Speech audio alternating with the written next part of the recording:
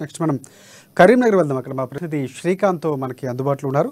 సంక్షేమ పథకాలతో ఇబ్బందులు ఎదుర్కొంటున్నటువంటి లబ్ధిదారులు, సంక్షేమ పథకాల కోసం దళారుల చేతిలో ఒక అమాయకులు మోసపోతున్నటువంటి పరిస్థితి కనిపిస్తుంది. అక్కడ కళ్యాణలక్ష్మి, షాదీ ముబారక్, దళిత బంధు, బీసీ బంధు పథకాల కోసం దళారులను ఆశ్రయించి ఇబ్బంది పడుతున్నారు లబ్ధిదారులు. గతంలో కూడా సీఎం కేసీఆర్ కూడా కొన్ని సందర్భాల్లో కొంతమంది అధికారులు, కొంతమంది నేతలు, ప్రధానంగా ఉన్నటువంటి ఎమ్మెల్యేలపై విమర్శలు గుప్పిస్తూ కొంతమంది లంచాలు పాల్పడుతున్నారు, కమిషన్లు తీసుకుంటారని కూడా బాహాటంగా చెప్పినటువంటి పరిస్థితి గతంలో జరిగింది. సో ఇక్కడ అది కూడా అలాంటి పరిస్థితి కూడా కనిపిస్తుంది. దీనిపై మరిన్ని అప్డేట్స్ అందిస్తారు. సో శ్రీకాంత్ చెప్పండి. తెలంగాణ ప్రభుత్వం అత్యంత ప్రతిష్టాత్మకంగా చేపట్టిన సంక్షేమ పథకాలతో బాధితులు చాలా చోట్ల కూడా ఇబ్బందులు ఎదుర్కొంటున్న పరిస్థితి అయితే నెలకొంది. మనతో పాటు ఒక బాధితుడు ఉన్నాడు. బాధితుని అడిగి మరిన్ని వివరాలు తెలుసుకుందాము. షాదీ ముబారక్ చెక్కుకు సంబంధించి తాను కొన్ని ఇబ్బందులు ఎదుర్కొంటున్నానని చెప్పేసి మన అమ్మా న్యూస్ను ఆశ్రయించడం జరిగింది. తనని అడిగి తెలుసుకుందాం. చెప్పండి, మీరు ఎలాంటి ఇబ్బంది ఎదుర్కొంటున్నారు? షాదీ ముబారక్ మీరు ఎప్పుడు అప్లై చేశారు? మీకు దానికి సంబంధించి అప్రూవల్ ఎప్పుడు వచ్చింది?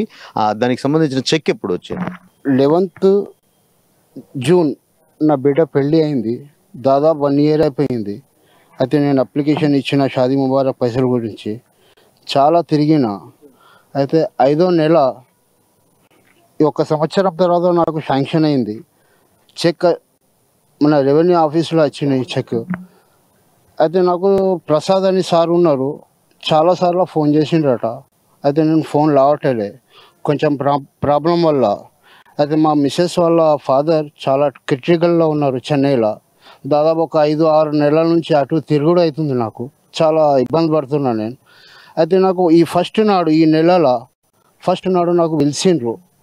1వ తారీఖు నాడు పొద్దుల, బాబు గిట్లా 3 రెవెన్యూ స్టాంపును పట్టుకొని రండి, మీకు గిట్లా షాదీ ముబారక్ శాంక్షన్ అయింది, పట్టుకుపోండి రండి ఫోన్ చేస్తే నేను ఆఫీస్కి వెళ్ళాను.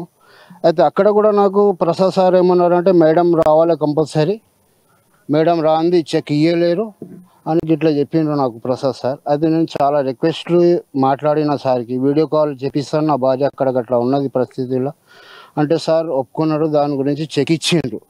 ఎక్స్పైర్ అయిన చెక్ నాకు ఇచ్చిండ్రు. ఆ చెక్ పట్టు నేను చూడలేను. ఆ చెక్ పట్టుకోపోయి బ్యాంకులో అయితే బ్యాంకులో మొత్తం ఫార్మాలిటీస్ రాసుకొని, ఆ బ్యాంక్ మేనేజర్ సార్ కూడా ఏమన్నారంటే, మేడం రావాలి, ఈ షాదీ ముబారక్ పైసలు మేడం రాస్తేనే అక్కడ డిపాజిట్ అవుతుంది, అప్పటిదాకా కాదు. ఇవి అన్ని ఫార్మాలిటీస్ అయినాక నాకు సాయంత్రం మరీ ఫోన్ చేసి పిలిచి, బాబుకి ఇట్లా చెక్ ఎక్స్పైర్ అయింది కదా, ఎంఆర్ఓ సార్ దగ్గర పోండి, మీరు గిట్లా డేట్ చేంజ్ చేయించుకొని సంతకం పెట్టుకొని రండి, అప్పుడు మీకు ఇస్తామని. నాకు అంటే మీరు మళ్ళీ ఎంఆర్ఓ ఆఫీసర్ను సంప్రదించారా? సంప్రదిస్తే వాళ్ళు ఎలా సార్ దగ్గర వస్తే ఆ ప్రసాద్ సార్ ఏమన్నారు అంటే, బాబు గిట్లా ఎక్స్పైర్ అయింది కదా, ఇది ఎన్నో చెక్లు గిట్లా అయింది మాకు, అయితే మళ్ళీ రాసి అప్లికేషన్ తొందర పెట్టాలి, అప్పుడు మీకు తొందర ఒక వారం 1 week వచ్చేస్తుందని గిట్లా నాకు చెప్పిండు సార్. ఇప్పుడు షాదీ ముబారక్ గురించి నేను అప్లై చేసి పెళ్లి చేసి 1 year నుంచి దాదాపు ఇంట్రెస్ట్ కట్టుకుంటూ పోతున్నాను. నేను చాలా ఇబ్బందిగా ఉన్నాయి. ఇప్పుడు వచ్చినాక గిట్లా టార్చర్ పెడతాను నన్ను. అంటే ఇప్పుడు అధికారులు ఏమంటున్నారు? మీరు మళ్ళీ ఎంఆర్ఓను ఆర్డీఓను సంప్రదించారా? సంప్రదిస్తే వాళ్ళు ఏమంటున్నారు? అధికారిని అమలుడు ఏమి లేదు. సీఎం గారిని నేను నాది ఒకటే, सीएम साहब से मेरे से एक ही गुजारिश है कि ये सब सिस्टम निकाल दीजिए आप। शादी से पहले इंक्वायरी करके जो हकदार है उनको देने की कोशिश करिए। बीच में इसमें बहुत जने मीडिएटर है, उन्हों खा रहे इन्हों खा रहे, तमाम लोगों से परेशान है।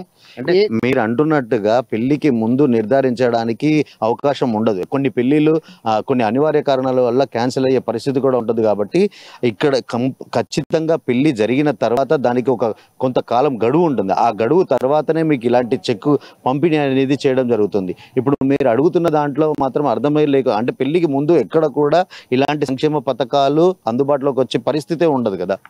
అందుకే అంటున్నా కదా, లేదు కాబట్టి పరిస్థితిలో वो करना ज़रूरी है, क्योंकि शादी के लिए पैसों की अहमियत ज़रूरी है। शादी के बाद हर कोई कर ले सकते हैं ना। गवर्नमेंट का जब अपने को आ रहा तो शादी से पहले जो हकदार है नहीं है वो देख के करके इंक्वायरी करके आप मेहरबानी करके पहुंचा दे सकते हैं। वो शादी होने के बाद ఈ షాదీ ముబారక్ చెక్కు సంబంధించి మీరు ఎవరైనా దళారిని ఆశ్రయించారా? ఎవరైనా మిమ్మల్ని డబ్బులు డిమాండ్ చేశారా? దానికి సంబంధించి మీరు ఎవరిని ఆశ్రయించారు? డబ్బులు ఎవరికి ఇచ్చారు? 3000 ఇచ్చాను నేను.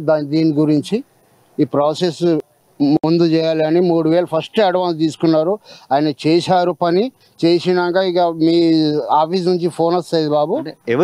మీరు ఎవరిని సంప్రదించారు? మీరు డబ్బులు ఎవరికి ఇచ్చారు? ఉన్నాడు మీడియా మా వాడకట్లోనే ఉన్నాడు, ఆయనకి ఇచ్చేశాను.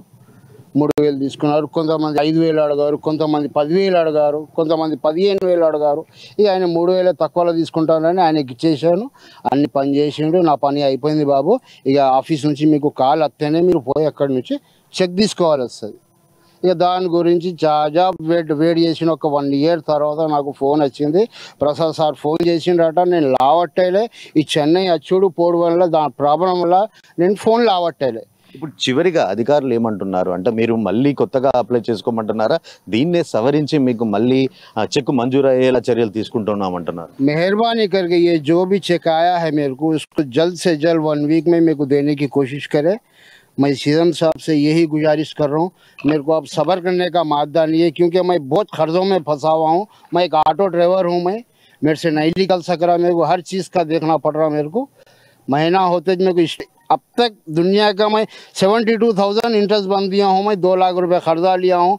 पर मंथ लाख को 3,000 रुपये इंटरेस्ट है मेरे को. ये 600 पैसे में मेरे को 75% खाली इंटरेस्टों में चले जा रहा मेरे को.